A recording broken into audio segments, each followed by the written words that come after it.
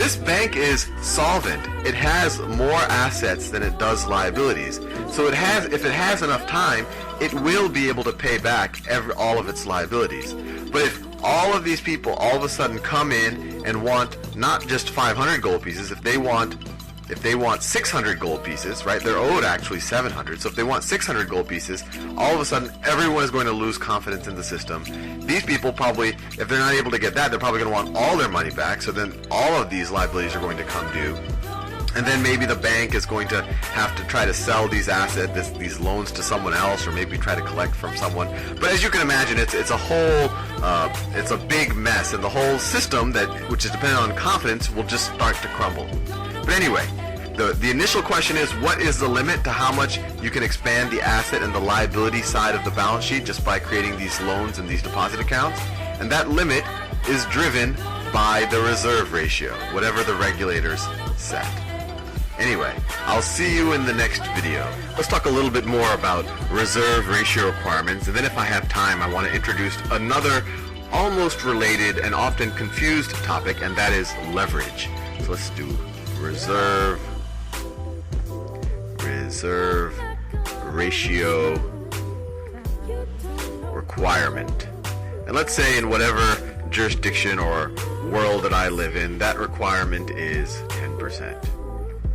So that means that for every dollar of checking account liabilities or notes liabilities that I have outstanding, that I have to keep at least 10% of that in actual whatever the reserve currency is. In our world we've been dealing so far, it's been gold. In the current world, it's not gold, it's actually dollar bills. But anyway, we'll stay in the gold world, and later on we'll get ourselves off of the gold standard and see how that works. But let's just do the example from scratch again and just see how big I can get my balance sheet and see exactly how this stops me from getting too big.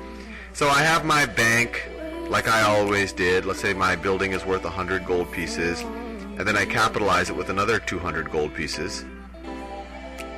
200 gold pieces, this is the building. And this is my equity that I start off with. So I start off with 300 equity.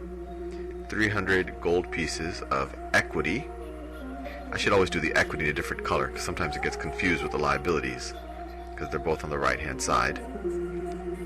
So this is my equity. And then I might take some deposits. I don't want to make this too large of a diagram. So let's just say I take another 100 gold pieces in deposits. 100 gold pieces of actual deposits. And then I have checking accounts for these people who deposited them. I'll do that in purple. So these are checking accounts or notes deposit accounts for people. These are my liabilities.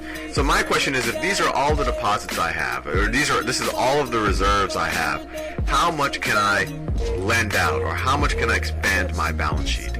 Well, the reserve ratio requirement says that my reserves over my total checking and checking accounts that I have on my liabilities, and kind of the notes that I issue, that my reserves can be no more, or have to be at least 10% of that. So right now I only have 100.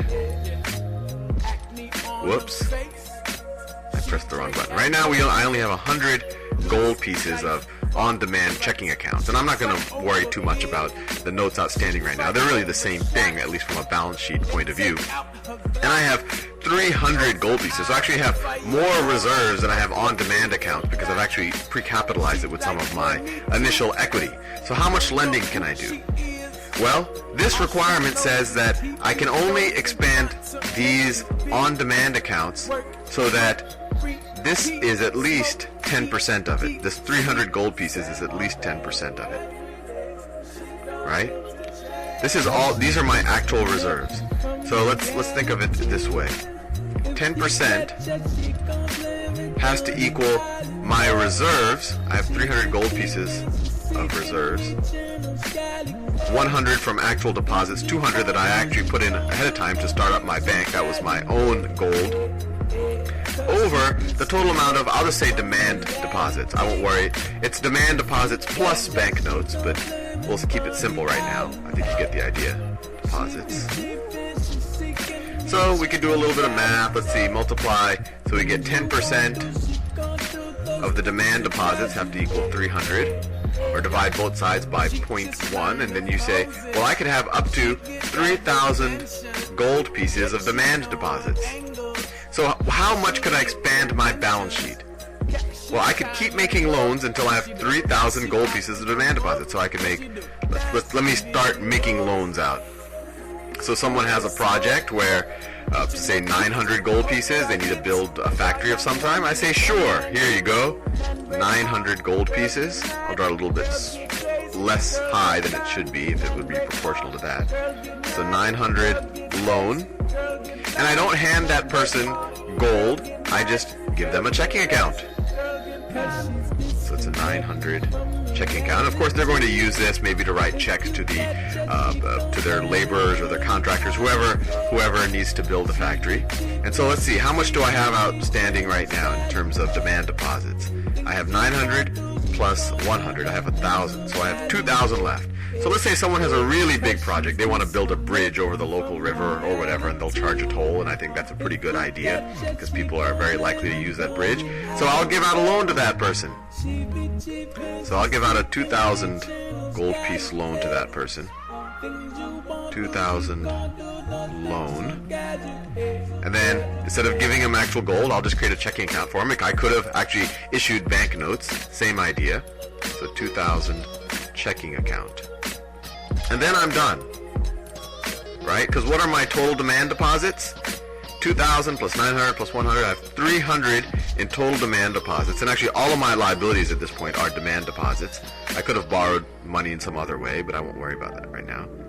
So the ratio of my reserves, 300, to my demand deposits, which is this part right here, which is essentially all of my liabilities right now, is 10%. And what this allows, because of this requirement, one, it kept me from keep making loans out. I've essentially maxed out what I can do under this type of reserve ratio requirement. And what it says is it allows 10%. Essentially, it makes sure that I'm liquid enough. It makes sure that when these people, who I've said at any point in time you can come and ask for your money, that if people actually do want their money in terms of gold, remember, they can transact with this money. They can write checks, or if these were banknotes, they can exchange those banknotes. But if someone, whoever has access to this checking account at some point in time, actually wants their gold, I need to keep at least 10% aside, assuming that no more than 10% needed at one time. So that's what these reserve requirements are. It keeps me liquid. Liquid means when someone actually asks for their gold, I have the gold to give it to them. Now, a separate question is, am I solvent? Solvent means, am I good for the money? And solvent is just an issue of, are your assets larger than your liabilities? So right now, in this world, my assets are what? I have, let's see, this 3,000 plus my initial equity. This was 100 down here. So my assets are 3,300.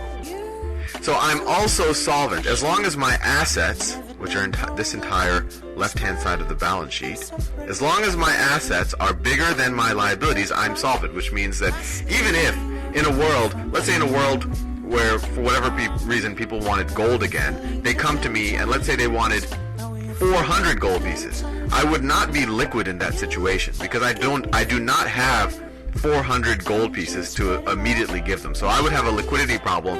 Maybe I would have to borrow gold from someone else. But I would be solvent, assuming that these two loans, are still good. And if someone gave me enough time, either these loans would be paid back, or maybe I could sell these assets, which these loans are, to somebody else and get 900 gold pieces for them, in which case I could pay these people with the gold that they need. So anyway, I just wanted to show you that difference between liquidity and solvency. And actually I realized that I almost used up all my time. So in the next video, I'm going to show you about leverage. And leverage requirements have a lot more to do with solvency than liquidity. And just to give you a little bit of a preview, it essentially says how much of a cushion do you need to have before you're insolvent, before your liabilities are greater than your assets. So how much loss can you take here before you're kind of out of business? Anyway, I'll see you in the next video. It ended up being just on reserve. I now want to introduce you to the concept of leverage, and then in future videos we'll talk about this more in terms of what leverage does and when it's good and when it's bad, and we'll talk about it in a lot of different contexts. Right now we'll talk about it a little bit more in the context of a bank. So let's say I start off my bank again, and I have 300 gold pieces of equity, 300 gold pieces of equity, and I use that, let's say I use that for my building. So building, and that was 100 gold pieces, and then I have 200 gold pieces that I just put into my building just to start it off. 200 gold pieces. Let's say I take a 100 gold piece deposit, 100 gold piece, and of course I have an offsetting checking account, 100 checking account that those people can at any point use either to write checks, or at some point they can come back and demand their money back. Let's say I make out some loans for different projects. So let's say 300 gold pieces loan A, and I do that just by giving person A or entrepreneur A or whoever took this loan out a 300 gold piece checking account. Let me just do one more loan. Let's say I make another loan for 300 loan B, and I can give that. I could have also issued notes and all of that, but let's say I just give them a checking account. And we have explored reserve requirements and all of that. Let's think a little bit about leverage. And leverage is essentially how much assets do you control with a certain amount of equity. So in our example right now, what is our equity? Our equity is equal to 300 gold pieces. So that's equity right there. Let me do it in a different color just so equity stands out from the liabilities. And how many assets are we controlling with that 300 gold pieces of equity? So I see I have 300, 400, 700, 1,000. So assets are equal to 1,000 gold pieces. So a lot of times people, when they talk about leverage, you might hear someone say 2-to-1 leverage. Well, that means the ratio of the assets to the equity is 2-to-1. In this case, the ratio of our assets to equity, so we have, it's assets to equity leverage is what people say. Leverage. In this case, it's 1,000 to 300, or what is that, 10 to 3? 10 to 3 leverage. You seldom hear 10 to 3 leverage. You'll hear people talk in terms of 10 to 1 or 2 to 1 or something to 1, but 10 to 3 is a fair leverage ratio. And it tells you just how many assets, these are our assets right here, we're controlling with a certain amount of equity. And there's I guess a very good reason why a bank wants to do this, because if it's making money, if it's making more money on its assets than it's paying on its liabilities, in theory, a bank will want to take on as much leverage as possible, right? Because with this original 300 investment, every time it adds some assets and some liabilities, it's going to make a difference. It's going to make the spread on that money, and so it wants to keep doing that. But there's a downside to leverage, because what if some of these loans aren't so good? And let me erase what I just drew. What if some of these loans just don't turn out to be so good? So leverage, when things are good, when they go on the upside, it kind of multiplies how much money you're going to make. But as you're going to see in about a second, on the downside, leverage also multiplies the loss you would take. So in this situation, what happens if I had a 30% loss? Let's say I have a 50% loss on these loans that I made. In a world without leverage, so if I didn't have all of this leverage, if I just had the same amount of assets and equity, so in an example like this, where my assets are equal to my equity, so 300, and I just have 300 of assets, if my assets go down by 50%, notice that here I have no liability, so this is all equity, and this is all assets. In this example, if my assets, for whatever reason, I take a loss, if they go down by 50%, my new balance sheet looks like this. Let me scroll down a little bit. My new balance sheet will look like this. 150 and 150. So my equity also went down by 50%. I took a 50% loss because maybe I made some bad investments.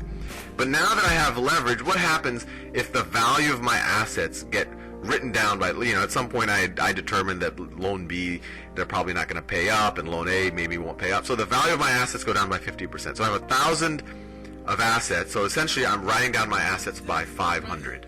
So let's say that I think loan B is only worth, so if I'm going to write down by 500,